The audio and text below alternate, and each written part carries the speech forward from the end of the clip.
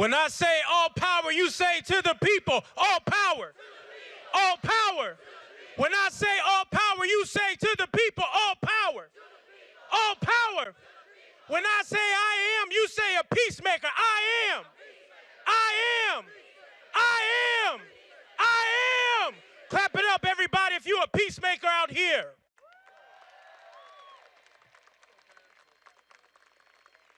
This is what our country needs. We need peacemakers. We need healers.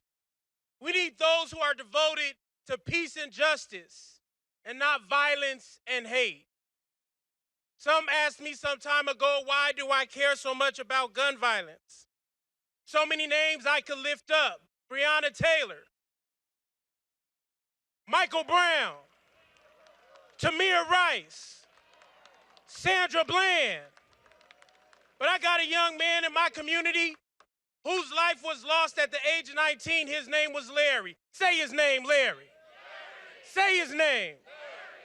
At the age of 19, he was shot outside of a liquor store. A young man that we helped to get through high school in our neighborhood. We did his funeral. Over 500 young people came. When I asked the young people to lift your hands, if you've been to more than one funeral, all the young people in the church lifted their hand.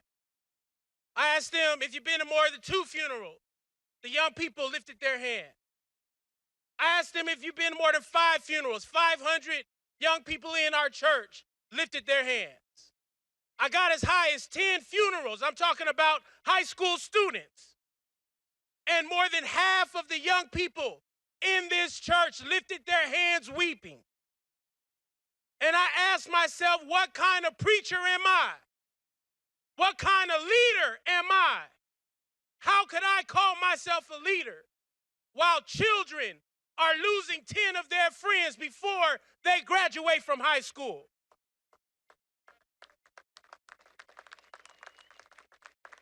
We need to acknowledge that we are not here just to call for new policy. We are here to call for a healing to the soul of America that has been sick for far too long. We're here to acknowledge that our collective psyche is not well. We all have been traumatized by violence. We point to a shooter and say he needs mental health services. But guess what? We need mental health services. We as a nation must scale up mental health and trauma healing so every human being in the United States of America has access to a therapist, to a healer, to public health services, and do not have to pay for it. We need a new social contract, one that invests our tax dollars in healing and peace rather than trauma and violence. And I got good news for you.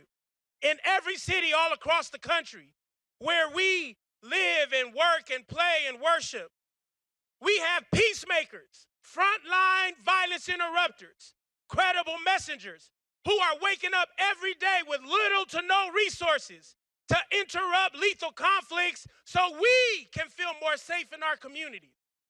How many know we need to pay these loved ones a livable wage and make sure they have access to health care, just like we do police officers and firefighters in every city in America? So when you get back home, I need you to find these peacemakers. I need you to find these loved ones in these organizations like Erica Ford has mentioned, and become friends and partners and comrades with them. Advocate for them. Don't allow them to work in erasure and invisibility.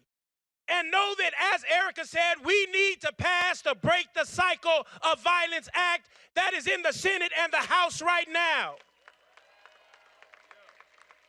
Come on, everybody, repeat after me. Say, break the cycle. Say it again, break the cycle.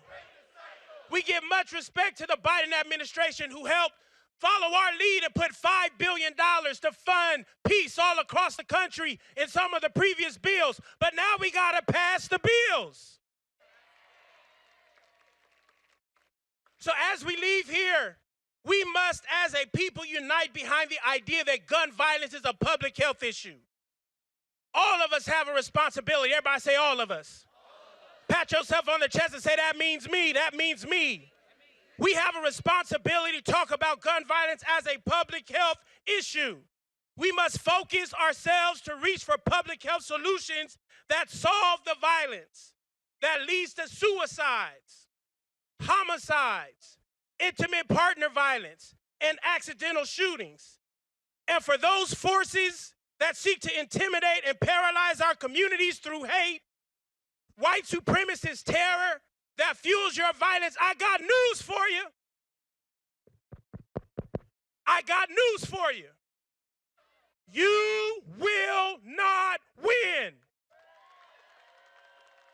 You will not win. There are more of us than there are of you. There are more of us than there are of you. And you will not win. I want to invite all of us to keep remembering, in the words of my Ferguson revolutionary comrade, the brother named Tef Poe. He said it like this. Repeat after me. Say, I believe that we will win. Say, I know that we will win. Put your fists up. Say, I know that we will win. Say, I know that we will win.